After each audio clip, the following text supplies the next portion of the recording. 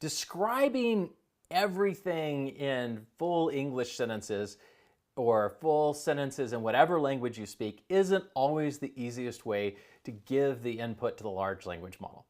Now, if you think about it in the real world, a lot of times we have our own specialized languages to describe different domains. So math may have its own specialized language, or we may have shorthand for taking notes or describing different interesting things. We may create our own little languages to be able to capture information in a more concise way than if we wrote it out in full sentences. Now, of course, the key to these languages is that the person that we're communicating with in the language knows the language too.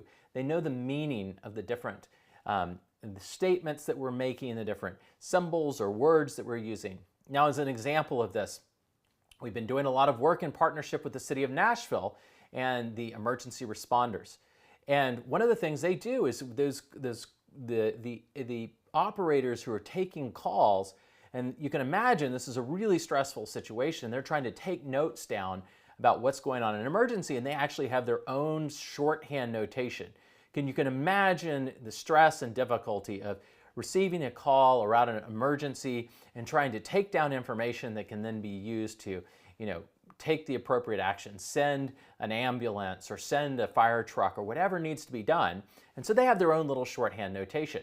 And if you go and just try to read this, you're not necessarily going to be able to read it and understand it, because it's designed for people who use it day in and day out to be able to communicate with each other, but not necessarily to be as explicit and obvious as possible. So I'm going to teach you a pattern where we can basically teach a large language model a new language and then communicate with the large language model in that new language or shorthand. So this is called the meta language creation pattern. So we're going to create a language. This is going to be our meta language creation, where we're going to go and describe to the large language model what our language is, what are the meanings of different symbols or statements in that language, and then we're going to go and converse with the large language model using it. So let's look at our example here. We're going to create a trip planning application. Now, I haven't gotten into the meta language creation pattern, but I'm giving you an example that uses it. So we're going to create this trip planning application. I will describe my trip, and you will list interesting things to do in the places that I will pass through. I will tell you how many days I will stay in each place, and you will list possible itineraries. So far, we've just got a prompt to help us do trip planning. Now, here's where we're going to go and use the meta language creation pattern. I'm going to say to describe my trip, my route, I'm going to use a shorthand notation. So we're cueing it in, and we're going to tell it about this shorthand notation. When I say, and notice this, Nashville, 3, arrow, Memphis, 2, I mean that my route will go from Nashville to Memphis, and that I will stay 3 days in Nashville and 2 days in Memphis. Now, I want to kind of draw your attention to something here. Notice that I'm starting off by saying, when I say this, here's an example of my new language that I'm creating, or my new shorthand that I'm creating. I mean this. And so you're taking an example and then you're showing it what you mean. So you're then saying, I mean that my route will go from Nashville to Memphis, and I will stay 3 days in Nashville and 2 days in Memphis. So you're giving it basically a translation. Now, another way to think about it, this is similar to few shot examples. You're saying, here's an example of, input, here's the example of the output, or here's the example of a comment on a movie, here's an example of the sentiment analysis for that comment.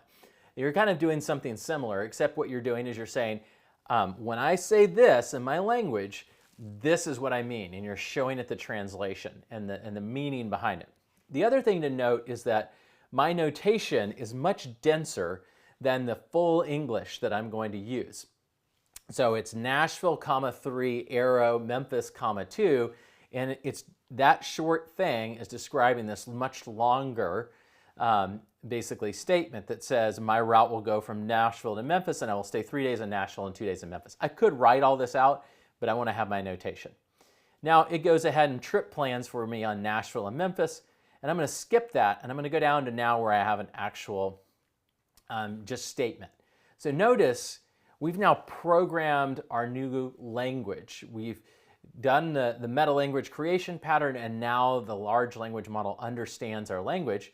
So we say Nashville, 0, and Nashville, 0 means I'm leaving from Nashville. I'm not going to stay there. I don't want you to trip plan for me in Nashville, which is an interesting thing that has to, consider that in the logic. I'm going to Dallas, 1, and then arrow Granbury, Texas, 4. And so basically what I'm saying is my trip is going to go from Nashville, I'm not going to stay there at all, Dallas, I'm going to stay there 1 day, and then I'm going to stay in Granbury, Texas for 4 days. And it says, sure, since you mentioned that you won't be spending any time in Nashville, I'll focus on providing you interesting things to do and possible itineraries for your 1-day stay in Dallas and your 4-day stay in Granbury, Texas. So it then plans our 1-day stay in Dallas. We have a 1-day stay in Dallas.